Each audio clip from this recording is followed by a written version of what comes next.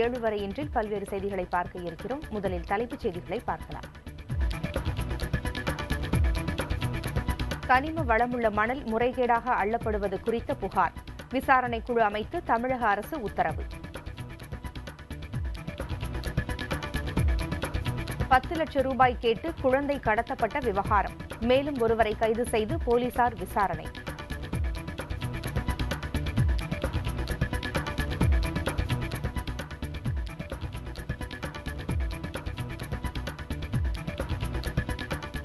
திண்டிவனம் அருகே தீக்காயத்தால் பாதிக்கப்பட்டுள்ள குழந்தைக்கு தீவிர சிகிச்சை. தானாக தீக்காயம் ஏற்படுவதற்கு சாத்தியக்கூறுகள் உள்ளதாக மருத்துவர்கள் தகவல்.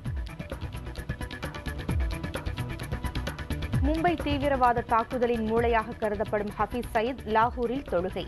காஷ்மீரில் விரைவில் சுதந்திர காற்று வீசும் என பேசியதால் சர்ச்சை. தலைநகர் டெல்லியில் தீவிரவாதிகள் தாக்குதல் நடத்த திட்டம். மத்திய உளவுத்துறை எச்சரிக்கையால் பாதுகாப்பு அதிகரிப்பு. சீனாவில் நடைபெற்று வரும் உலக சாம்பியன்ஷிப் பேட்மிண்டன் போட்டி. அரையிறுதியில் விளையாட தகுதி பெற்று இந்தியாவின் PV சிந்து புதிய சாதனை.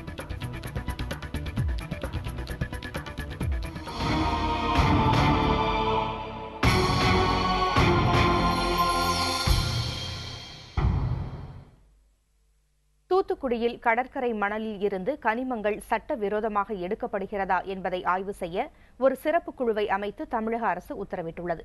இந்த குழுவிற்கு வருவாய்த்துறை செயலாளர் ககன்தீப் சிங் பேடி தலைமை தாங்குவார் என்று அறிவிக்கப்பட்டுள்ளது. தூத்துக்குடி மாவட்டத்தில் கனிமங்களை வெட்டி எடுக்கும் உரிமம் பெற்ற அனைவரையும் கனிமங்கள் எடுக்கும் பணிகளை உடனடியாக நிறுத்த தூத்துக்குடி மாவட்ட ஆட்சியர் உத்தரவு பிறப்பிப்பார் என்றும் தெரிவிக்கப்பட்டுள்ளது. ஆய்வுக்குழு தனது அறிக்கையை 1 மாதத்திற்குள் அரசுக்கு சமர்ப்பிக்க வேண்டும் என்றும் உத்தரவிடப்பட்டுள்ளது.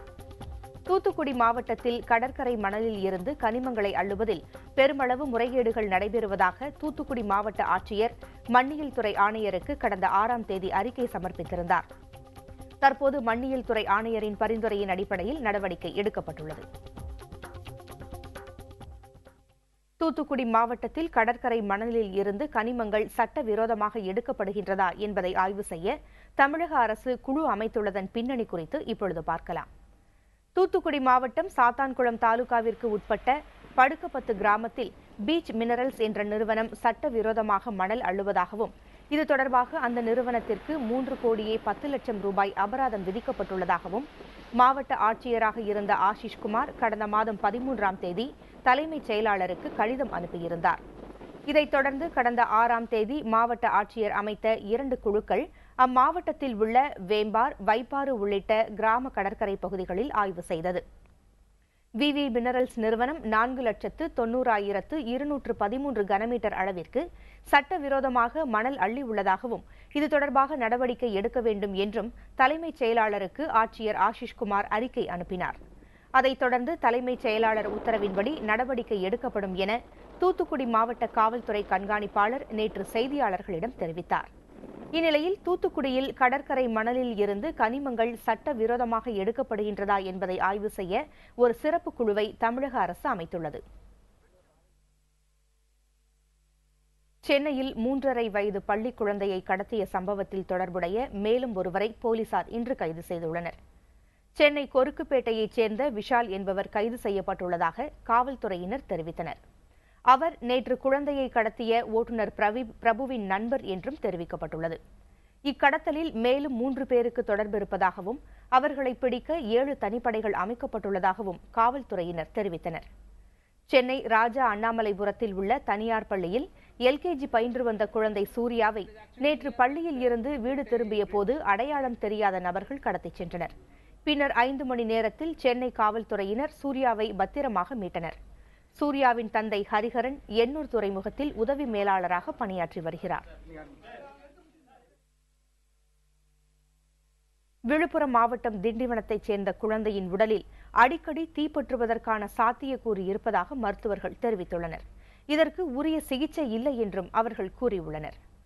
திண்டிவனம் அருகே பரங்கனி கிராமத்தைச் சேர்ந்த கர்ணன் ராஜேஸ்வரி தம்பதியின் ராகுல் என்ற 2½ வயது குழந்தைக்குத்தான் இத்தகைய பாதிப்பு ஏற்பட்டுள்ளது. தற்போது கீழ்ப்பாக்கம் அரசு மருத்துவமனையின் தீவிர சிகிச்சை பிரிவில் வைத்து இக்குழந்தைக்கு சிகிச்சை அளிக்கப்பட்டு வருகிறது.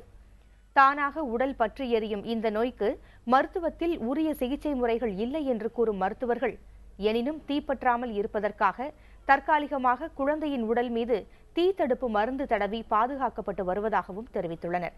இதுவரை இக்குழந்தைக்கு 4 முறை தானாக உடலில் தீப்பற்றி எரிந்துள்ளதாக மருத்துவர்கள் தெரிவித்துள்ளனர். தானா ஒரு குழந்தை எந்தவித நெருப்பு சாதனம் இல்லாமல் பத்தி எரிகிற ஒரு வியாதி. உலகம் முழுக்க இது ஒரு 200 கேஸ் 300 வருஷத்தில் ரிப்போர்ட் ஆகிருக்கு. லாஸ்ட் கேஸ் 2010 யூஎஸில் ரிப்போர்ட் ஆகிருக்கு. இது வரும்போது தானே உடம்பு பற்றி எரிஞ்சிடும், உடம்புல எல்லா பாகமும் எரிய ஆரம்பிச்சிடும்.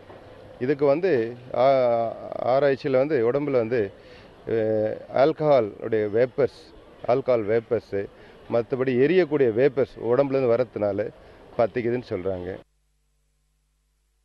பாகிஸ்தானைச் சேர்ந்த தீவிரவாதிகள் டெல்லியில் செங்கோட்டை உள்ளிட்ட முக்கிய இடங்களை தாக்க திட்டமிட்டிருப்பதாக உளவுத்துறை தெரிவித்துள்ளது. இதைத் தொடர்ந்து பாதுகாப்பு பலப்படுத்தப்பட்டுள்ளது. ஜமாத் உதவா அமைப்பின் தலைவர் ஹபீஸ் முகமது சயீத் சுதந்திர தினத்தை ஒட்டி டெல்லி செங்கோட்டை மீது தாக்குதல் நடத்த சதித்திட்டம் தீட்டியுள்ளதாக உளவுத்துறைக்கு தகவல் கிடைத்துள்ளது.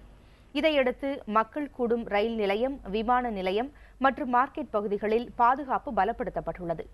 குடியரசுத் தலைவர் இல்லம், பிரதமர் இல்லம் மற்றும் நாடாளுமன்றத்திற்கும் கூடுதல் பாதுகாப்பு அளிக்க திட்டமிடப்பட்டுள்ளது.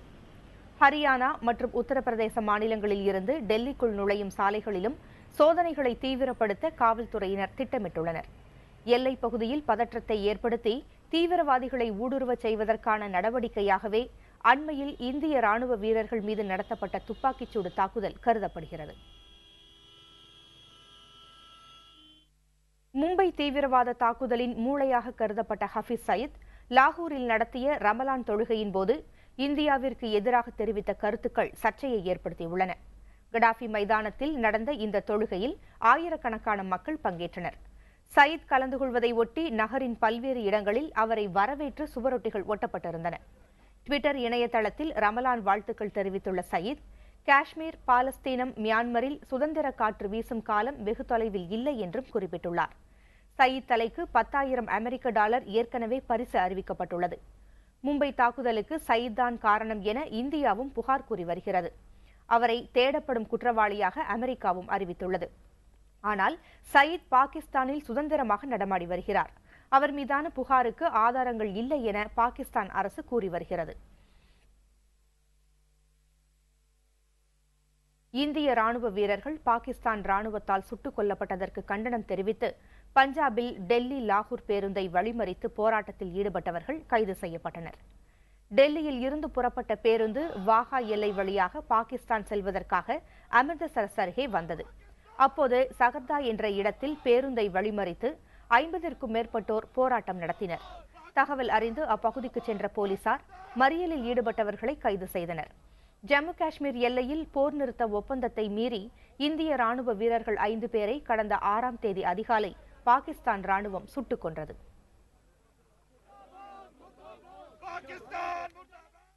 ஜம்மு காஷ்மீரில் இரு பிரிவினரிடையே ஏற்பட்ட மோதலை தொடர்ந்து கிஸ்துவார் மாவட்டத்தில் ஊரடங்கு உத்தரவு பிறப்பிக்கப்பட்டுள்ளது.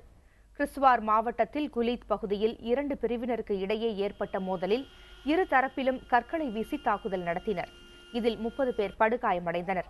கிஸ்துவாரில் உள்ள அரசு அலுவலகம் ஒன்றை சூறையாடிய போராட்டக்காரர்கள் அங்கிருந்த பொருட்களை தீ வைத்து கொளுத்தினர். பல வாகனங்களும் தீயிட்டு கொளுத்தப்பட்டன. நிலவரத்தை கட்டுக்குள் கொண்டுவர கூடுதல் போலீசார் மற்றும் மத்திய ரிசர்வ் போலீஸ் படையினர் சம்பவ இடத்திற்கு அனுப்பப்பட்டுள்ளதாக ஜம்மு காஷ்மீர் முதலமைச்சர் ஒமர் அப்துல்லா தெரிவித்துள்ளார்.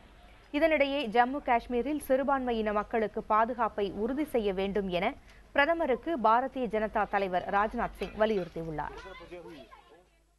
உலக சாம்பியன்ஷிப் பேட்மிண்டன் தொடரின் அரையிறுதிக்கு தகுதி பெற்றதன் மூலம் இந்திய வீராங்கனை PV சிந்துவின் பதக்க வாய்ப்பு உறுதியாகியுள்ளது.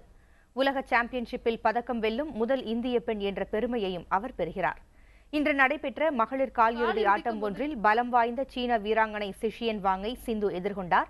இதில் அதிரடியாக விளையாடிய சிந்து 21-18, 21-17 என்ற நேர் செட்களில் வென்று அரையிறுதிக்கு முன்னேறினார். அவர் தோற்கடித்த சிஷியன் வாங் உலகின் முன்னாள் நம்பர் 1 வீராங்கனை. இந்த வெற்றியின் மூலம் PV சிந்துவிற்கு குறைந்தபட்சம் வெண்கலப் பதக்கம் கிடைக்கும் என்பது உறுதியாகியுள்ளது. இதன் மூலம் அவர் உலக சாம்பியன்ஷிப்பிலும் பதக்கம் வெல்லும் முதல் இந்திய பெண்ணாகிறார். இதற்கு முன்பு 1983இல் இந்திய வீரர் பிரகாஷ் பதுகோன் பதக்கம் வென்றார். நாங்கள் வீட்டில் எல்லாம் சந்தோஷமாக இருக்குங்க. இதெல்லாம் ஹார்ட் ஒர்க் எல்லாம் வந்துட்டு கோபி அவரோட கோச்சிங் நான் டெய்லி பார்த்துட்டே இருக்கீங்க. ஸோ மார்னிங் 4:30 காலையில் வந்துட்டு 4:30 டு ஈவினிங் 6 o'clock. ஆனால் மத்தியில் ஒரு ஜஸ்ட் 1.5 2 hours அப்படி ரெஸ்ட் கொடுத்துட்டு இவர் நல்லா ஹார்ட் ஒர்க் பண்ணி வச்சுட்டேன். அதுக்காக இந்த கிரெடிட் எல்லாம் கோபிக்கு தான் வரும். ஸோ இந்த மெடல் கூட அவருக்கு டெடிகேட் பண்ணுறேங்க. ஸோ இதுக்கப்புறம் நாளைக்கு செமிஃபைனல்ஸ் மேட்ச் இருக்குது. ஸோ அது கூட ஜெயிச்சிட்டான்னா ஃபைனல்ஸ் விளையாடுறதுக்கு சான்ஸ் இருக்குது. ஸோ எல்லாரும் அவருக்கு கொஞ்சம் பிளஸ் பண்ணிட்டா ரொம்ப நல்லா இருக்கும்.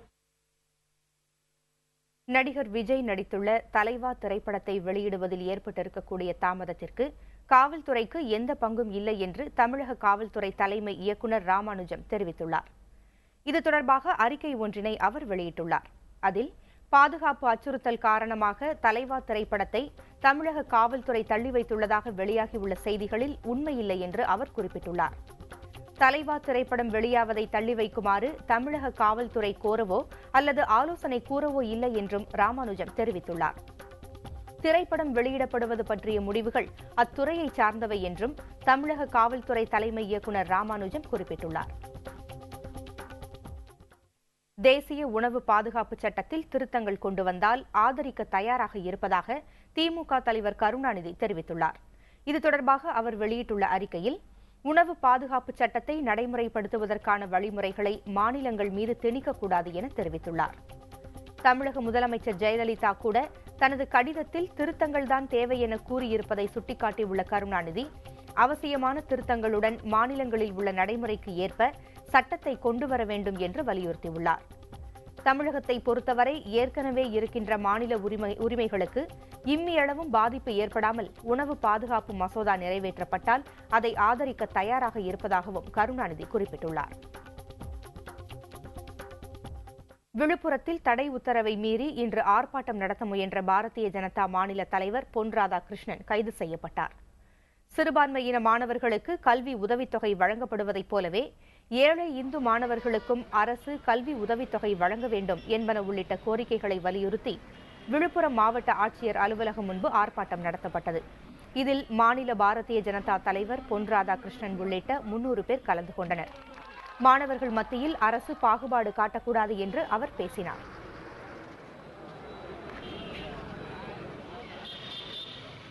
மதத்தின் அடிப்படையில் வாக்குகளை பெறுவதற்காக கிறிஸ்தவ முஸ்லிம் சிறுபான்மை மாணவர்களுக்கு மட்டும் கல்வி உதவித் தொகையை கொடுத்து ஏழை இந்து மாணவர்கள் புறக்கணிக்கப்படுவதை கண்டித்து பாரதிய ஜனதா கட்சி கடந்த 3 ஆண்டுகளாக ஜூலை போராட்டத்தை நடத்தி வருகின்றோம்.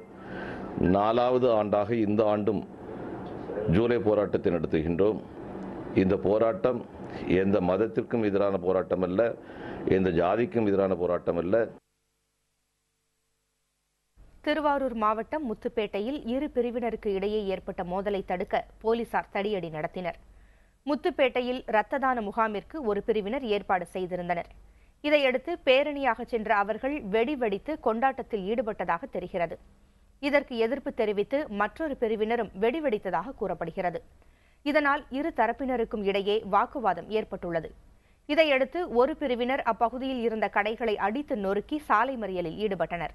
நிலைமையை கட்டுக்குள் கொண்டுவர பாதுகாப்பு பணியில் ஈடுபட்டிருந்த காவல்துறையினர் போராட்டத்தில் ஈடுபட்டவர்களை தடியடி நடத்தி விரட்டியடித்தனர். ஈகை திருநாளான ரமலான் பண்டிகை தமிழகம் முழுவதும் உற்சாகமாக கொண்டாடப்பட்டது. சென்னை பாரிமுனையில் உள்ள டான்பாஸ்கோ பள்ளி வளாகத்தில் மத நல்லிணக்க தொழுகை நடந்தது. கோவையிலும் நல்லிணக்கத்தை வலியுறுத்தி அனைத்து மதத்தினரும் கலந்து கொண்ட சிறப்பு தொழுகை நடத்தப்பட்டது. இதில் கலந்து கொண்டவர்கள் ஒருவருக்கொருவர் கட்டித் தழுவி வாழ்த்துக்களை பரிமாறிக்கொண்டனர். கிருஷ்ணகிரியில் ராயக்கோட்டை பகுதியில் உள்ள ஈத்கா தொழுகை மைதானத்தில் சிறப்பு தொழுகை நடத்தப்பட்டது. இதேபோல் திருச்சி, வேலூர், விருதுநகர், பெரம்பலூர், கரூர், மதுரை என தமிழகம் முழுவதும் ரமலான் பண்டிகை வெகு விமர்சையாக கொண்டாடப்பட்டது. செய்திச்சாரலில் சில செய்திகளை சுருக்கமாக பார்க்கலாம். சீர்காழி அருகே 25 லட்சம் ரூபாய் மதிப்புள்ள ஐம்பொன் சிலைகளை விற்க முயன்ற 6 பேர் கைது செய்யப்பட்டனர். சீர்காழியை அடுத்த திருவெண்காட்டில் காவல்துறையினர் ரோந்தின் போது சந்தேகத்தின் பேரில் நடத்திய விசாரணையில் 6 பேரும் பிடிபட்டனர். விற்க முயன்ற 4 சிலைகளும் 2012ஆம் ஆண்டு திருடப்பட்டவை என்பது தெரியவந்தது. 50 ஆண்டுகள் பழமை வாய்ந்த சிலைகளை கொள்ளையடித்தவர்களில் முக்கிய குற்றவாளிகளை காவல்துறையினர் தேடி வருகின்றனர். சென்னை வேளச்சேரி பகுதியில் மின்கம்பி அறுந்து விழுந்ததில் 2 கார்களும் வீட்டு உபயோகப் பொருட்களும் எரிந்து நாசமாயின. வேளச்சேரி தமிழ்நாடு வீட்டு வசதி வாரிய குடியிருப்பில் இந்த சம்பவம் நடந்தது. அதிக மின்னழுத்தம் காரணமாக மின் வயர்கள் துண்டிக்கப்பட்டு கீழே விழுந்ததாக கூறப்படுகிறது. உடனே அங்கிருந்த மக்கள் மணல் மற்றும் தண்ணீரை பயன்படுத்தி தீயை கட்டுப்படுத்தினர். மதுரை மாவட்டம் வாடிப்பட்டி அருகே விராலிப்பட்டியில் உரிய அனுமதியின்றி செம்மண் கிராவல் மண் அள்ளிய டிராக்டர் பறிமுதல் செய்யப்பட்டது. விராலிப்பட்டி நாற்கர சாலையில் கனிம வளத்துறை அதிகாரிகள் நடத்திய வாகன சோதனையில் இந்த டிராக்டர் பிடிபட்டது. இந்த லாரி வாடிப்பட்டி வட்டாட்சியர் அலுவலகத்தில் ஒப்படைக்கப்பட்டது. புதுக்கோட்டை மீனவர்கள் நாளை முதல் ஒரு வாரத்திற்கு வேலைநிறுத்தம் செய்யப்போவதாக அறிவித்துள்ளனர். மீனவர்களுக்கு மாதந்தோறும் வழங்கப்படும் மானிய டீசலை 1500 லிட்டரில் இருந்து 3000 லிட்டராக உயர்த்தி வழங்கக் கோரி இந்த போராட்டத்தை அறிவித்துள்ளனர். புதுக்கோட்டை மற்றும் கோட்டைப்பட்டினம் மீனவர்கள் இதில் பங்கேற்கிறார்கள். மேலும் பல அண்மைச் செய்திகளுக்கு புதிய தலைமுறையோடு தொடர்ந்து இணைந்திருங்கள்.